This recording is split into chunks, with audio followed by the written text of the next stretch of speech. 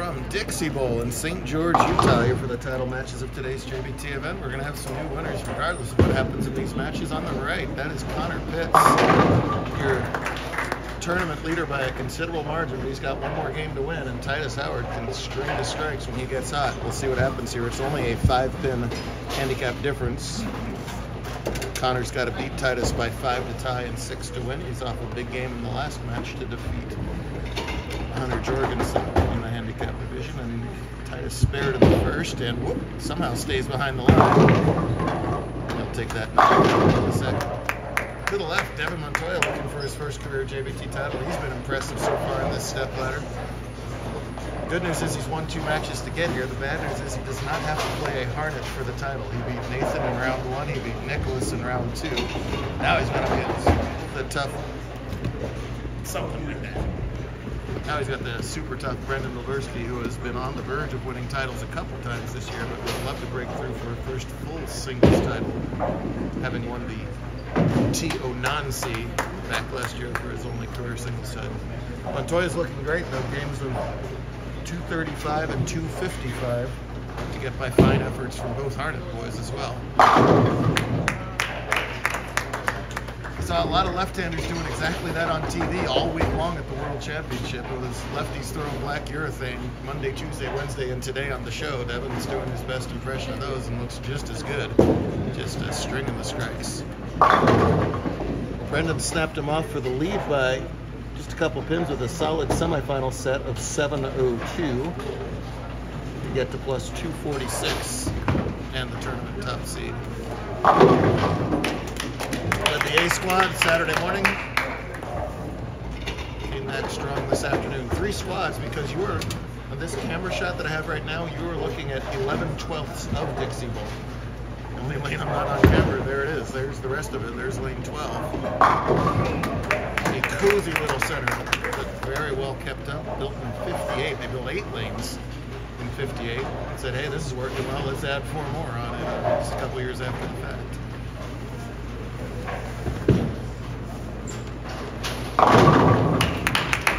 Shot by Brendan. That big error in the third strikes surrounding it. Makes it interesting over there.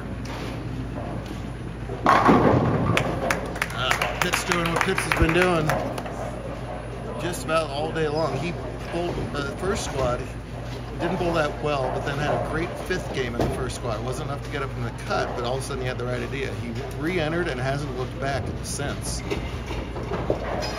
3rd squad was his best at plus 164, 182, 10, 150 scratch in the 2nd round to get him up to plus 238, which was way enough for the lead over Titus, who actually climbed a lot the last game just to get to plus 186, still well behind Pitts, but it's a 1-game match now. Yeah, pretty shot there, makes it 3 in a row. 2 products of Nevada high school bowling. Titus, 18 years old, a senior at Desert Oasis, while Connor just a freshman at Shadow Ridge. This is Brian Gregson's dad, not realizing he's in my shot. This is Brian embarrassing Brian Gregson's dad. Brian can't believe it.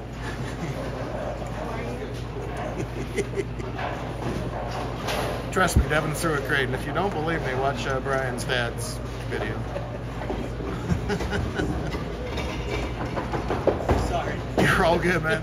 Brendan, just a nice smooth down on him game, nothing too fancy, just hits plenty to saw those pins around for his 5th strike in 6th game. Giant thanks to this young lady, Elizabeth, and the whole team here for having us. First visit, first of many. Great hospitality all weekend long. Your first above ground ball return visit maybe ever out here until on the East Coast JBT all the time on above grounds. Say they got used to it super quick. 4-bagger. Oh! Trips up everything on lane 5. Trip the 4, trip the 6, trip the 10, trip the 7, trip it all. Give him a 4-bagger and right in this game. 17th in lead for Montoya. That's That's wide for, oh wow. Well, that was an adventure. That ball covered every board in the lane and he still came back hard enough to chop that spare. He's got 76 through 5 and it's Pitts with a big early lead, but half the game's still to go. Sweet spot break point for lefties and righties is about that 2-3 board on this pattern. That's right there. That's just picture perfect. Man, is he throwing it good. So is Connor over there. Spare 4-bagger for him. He's got the poker face going on right here, but he's been excited all day, almost as excited as his family. He's right over here to my left. That's just gas. Love to finish this out with the title. All the right things to make that happen. I asked him what his favorite thing to do besides bowling was, and he looked at me immediately and said, bowl some more. Clearly all that practice is paying off for him. Same for Devin here. Working on a 5-bagger. That looks good. You bet.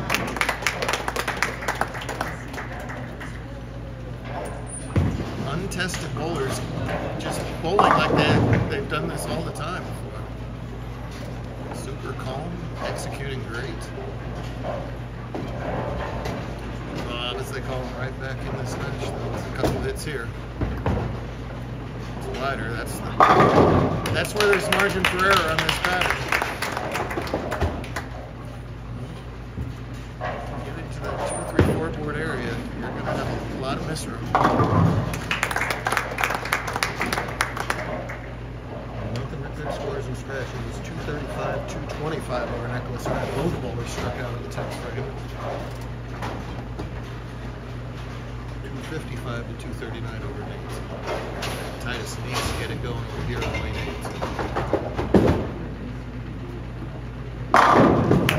Sure did. Pretty shot there. No! And Brendan scatters the light hit. He says I'm not going anywhere yet. It's funny, he's got 8 strikes and 9 frames, and he's the one that's trailing because Devin went spare 6-bagger. When Titus's good shots and good games are great. It's those in-between games and shots that have been, you know, the pesky part right here. Still learning the game. Smooth out those middle frames. And make it 7 in a row. Back and forth they go. This is not that high scoring a tournament, but you wouldn't know it for the scratch finals. These guys just putting on a show.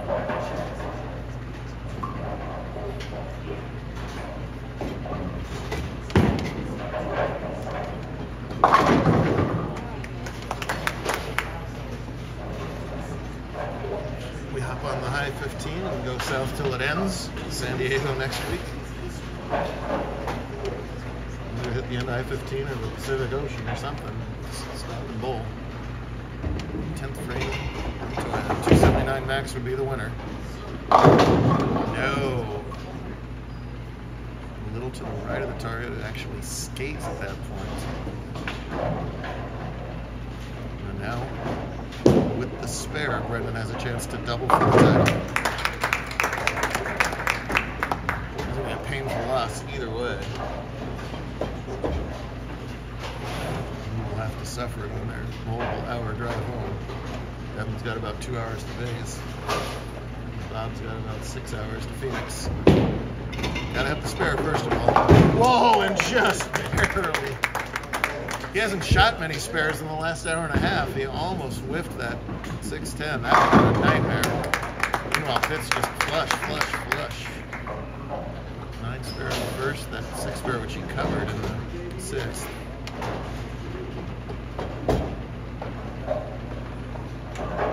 Calmer than the situation would dictate. Devin just 15, trying to join his big brother Don, this JBT channels. Off successful in the college bowling world right now. That'll be up to Bobersky whether that happens as he finishes up a brilliant stepladder set with 255. 735 for his 3 games. Because he lost all that count, did Brendan, on that 3rd frame 6 split, he must double.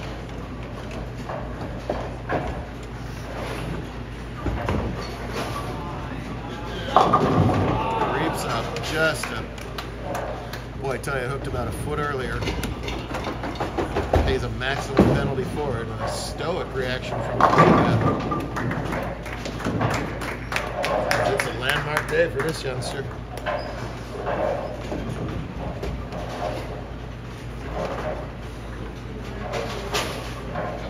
He's a crazy quiet kid by nature. I guarantee you on the inside, yes.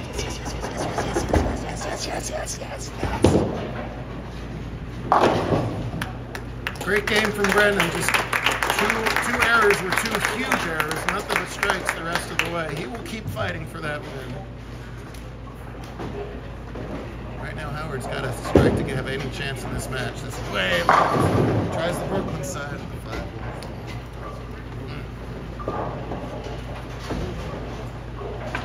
So Brendan loses the title match and his Coyotes job. He sold raffle tickets for the Coyotes during their games. He'll have to do that for the Salt Lake, whoever they're called, next year. The Yetis. Remember that the Latter-day Skates. That's my favorite potential name for them. Howard's in trouble here. He's not bowling bad. It's right now his opponent is bowling too good.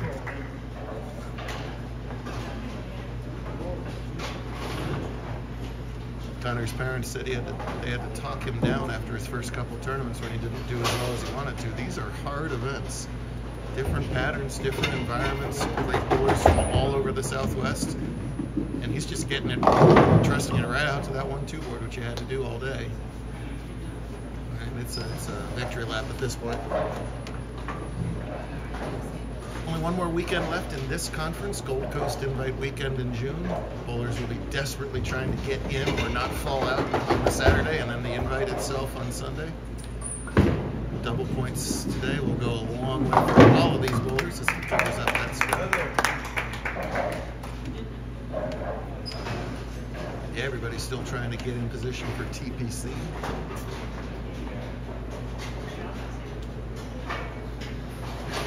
Time of year when it gets really fun. People who really need those points will start traveling that wouldn't otherwise have traveled to try and pick up those points. Got a lot of Californians this weekend because of that. Fearless of the one board still. It's easy to be fearless when you're striking all the time. The key today was no missed lefts, don't grab it. Our champs and all our finalists for that matter did it just wonderfully. Former 152 JBT average bowler had 228 in game 2, 247 in game 3, 211 in game 7. He's got a shot at 240 scratch right here, emphatically winning his first.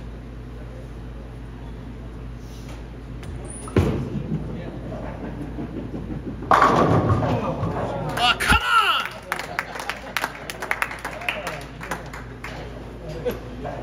No better time for a solid 7 right there after the day is done.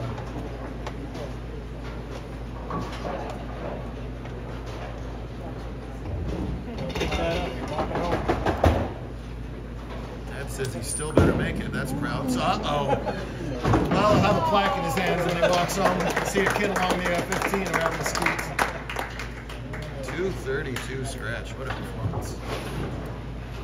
For Titus, it's tough to lose the title match, but far and away his best JBT performance. He's only bowled a couple of them with us.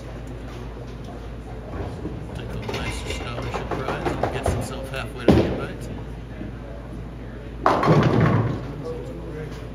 You make this, I'll give you every sticker I got left. I have no idea how many stickers that may be. So if he wants to take me up on that, he should try to slide the 6 over into the 4-7 zone.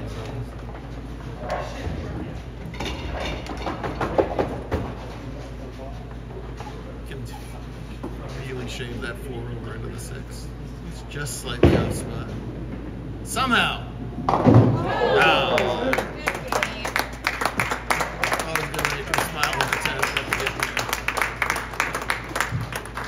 Only appropriate to end it after all this fine bowling with the remarks of the bowling. Thank you for bowling.